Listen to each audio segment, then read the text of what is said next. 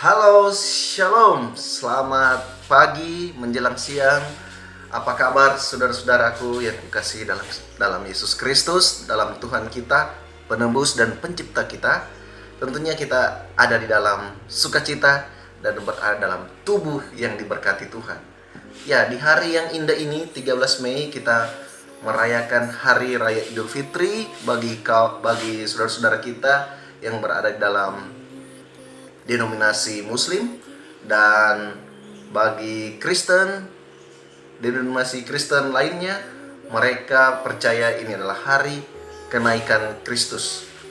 Kedua hari raya ini adalah hari yang menjadi sukacita bagi kehidupan kita dan bagi kemuliaan nama Tuhan tentunya, ya, dimana kita bisa mengintrospeksi diri, saling memaafkan satu sama lainnya ketika kita bersalah kepada sesama, terlebih kepada Tuhan, dan di mana kita dapat merasakan sukacita Tuhan yang selalu nyata dalam kehidupan kita, oleh karena Tuhan telah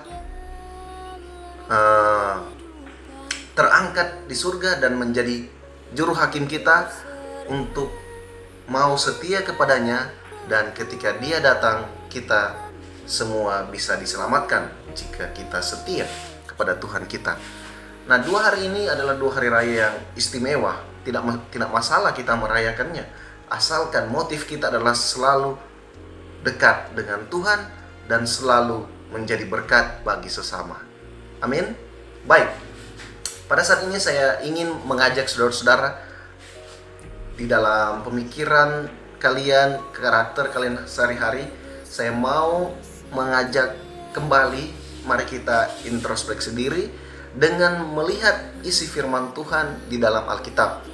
Kita semua memiliki firman Tuhan yang sama, ya, dalam Alkitab sebagai orang Kristen, dan tentunya di dalam denominasi lain pun memiliki buku-buku penting yang berbicara tentang firman Allah, dan jika itu baik dan benar, sudah pasti memberikan memberikan motivasi hidup di dalam kehidupan kita untuk selalu mengandalkan Tuhan, mengandalkan Allah kita yang telah menciptakan kita manusia beserta alam semesta ini. Baik, tidak lama-lama lagi, mari kita buka ayatnya. Terdapat di dalam Wahyu 14 ayat 12. Ayatnya berbicara apa? Di sini Wahyu 14 ayat 12 berbicara tentang, mari kita baca. Yang terpenting di sini ialah ketekunan orang-orang kudus yang menuruti perintah Allah dan iman kepada Yesus. Sekali lagi, Wahyu 14 ayat 12 yang berbunyi, yang terpenting di sini ialah ketekunan orang-orang kudus yang menuruti perintah Allah dan iman kepada Yesus. Judul perikopnya adalah pemberitahuan tentang penghakiman. Nah, kalau kita baca dalam satu pasal di sini, ini ada pekabaran 3 malaikat, bahwa malaikat yang pertama berbicara dan mengumumkan bahwa sembahlah Tuhan Allah kita, Sang Pencipta dan Sang Juru Selamat kita. Dan yang kedua menginformasikan bahwa Babel sudah rubuh, sudah hancur, ya, sudah hancur. Sudah dinubuatkan bahwa mereka telah hancur oleh karena kejahatan mereka. Dan di zaman ini Babel tersebut akan hancur oleh karena kuasa Tuhan. Dan informasi malaikat yang ketiga bahwa jika kalian menyembah Babel, setan dan berhala yang ada di dunia ini, kita akan dibinasakan atas dasar pilihan kita sendiri. Dan kasih Tuhan itu selalu ada untuk kita, untuk supaya kita diselamatkan. Oleh karena itulah informasi-informasi selalu diberikan. Kabar-kabar firman Tuhan selalu diberikan oleh hamba Tuhan bahwa kita harus setia. Dan yang terpenting di sini ialah ayat tadi yang saya bacakan, Wahyu 14 ayat 12. Tidak mengapa kita ulang-ulang baca. Poin-poin apa yang kita dapatkan di sini? Wahyu 14 ayat 12 yang berbunyi, yang penting di sini ialah ketekunan orang-orang kudus yang menuruti perintah Allah dan iman kepada Yesus. Sangat jelas dikatakan di sini, oleh karena itu saya merincikan dalam 3 poin. Yang pertama, ketekunan orang-orang kudus, ya. Orang-orang kudus itu yang seperti apa sih? Orang-orang yang mau mengintrospeksi diri bahwa saya ini adalah anak-anak Allah, anak-anak Tuhan. Dan ketika kita melanggar perintah-perintah Tuhan, kita tidak lagi menjadi kudus. Orang yang kudus itu adalah orang yang hidup di dalam firman-Nya, mendengar firman Tuhan dan mau mempraktekkan itu di dalam kehidupannya sehari-hari. Marilah kita menjadi anak-anak yang kudus, karena kita ini adalah manusia ciptaan Tuhan, sudah pasti adalah anak-anak Tuhan. Ketika kita melanggar, kita tidak menjadi kudus lagi dengan dosa-dosa kita. Introspeksi dirilah kita.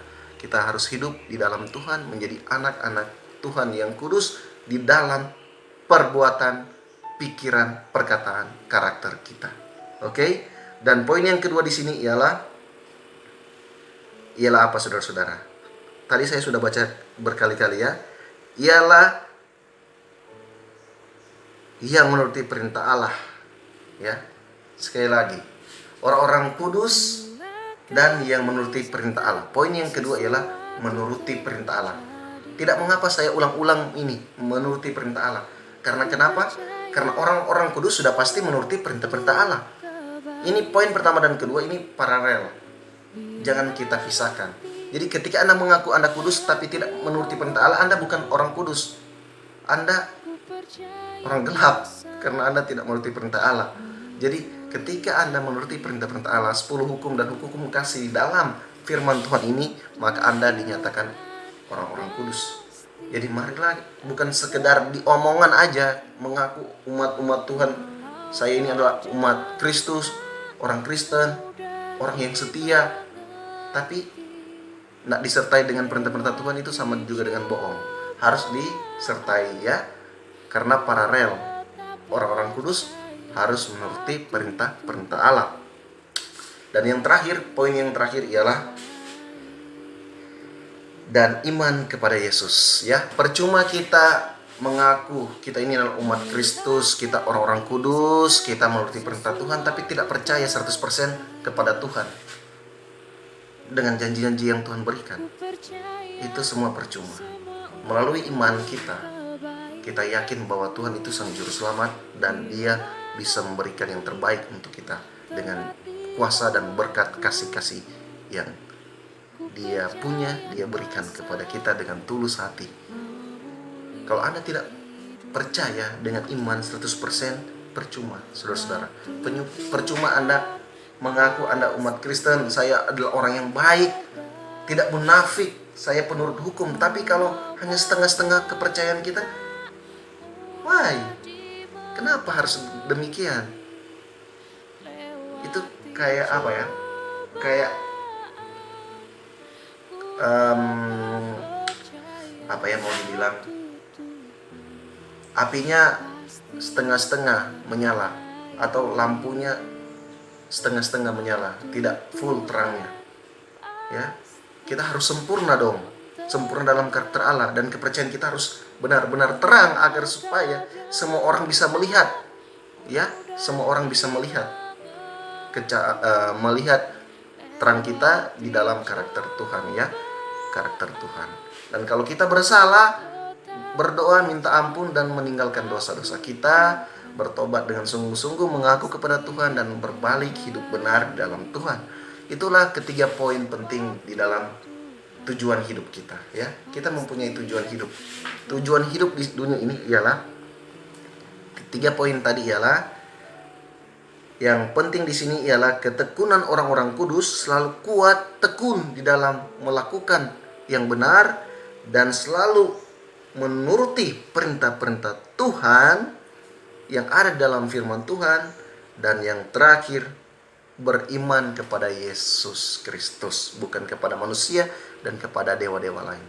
Ya, kiranya firman Tuhan motivasi hidup ini bisa selalu menjadi pelajaran penting bagi kita, walaupun sering diulang, tetapi ini sangat bermanfaat dan ini adalah janji yang benar yang akan nyata di kemudian hari.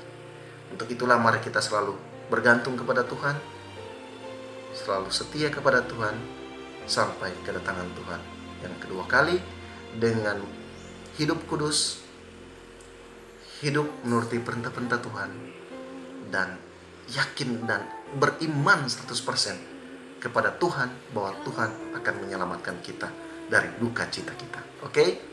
Mari kita berdoa. Ya Tuhan Allah Bapa di surga, kiranya motivasi firman Tuhan ini selalu menjadi berkat bagi kehidupan kami, untuk selalu bergantung sepenuhnya kepada Tuhan dengan mengenalkan kuasa Tuhan, kasih Tuhan, bukan mengenalkan diri kami, tapi kami mau hidup dengan Tuhan, di dalam Tuhan, mengikuti perintah Tuhan, hidup kudus, bertobat, dan selalu percaya kepada Tuhan bahwa janji Tuhan akan terbukti dan dapat memberikan sukacita yang sejati dalam kehidupan kami, sehingga Tuhan datang yang kedua kalinya, kami bisa diselamatkan di dalam kerajaan surga. Pimpin kami sepanjang hari ini ya Tuhan, mengampuni dosa kami, kehendak-Mu yang jadi kehidupan kami, karena kami sudah berdoa hanya di dalam nama Yesus, Tuhan dan Juru Selamat kami yang hidup. Amin. Oke guys, terima kasih. Sampai ketemu lagi.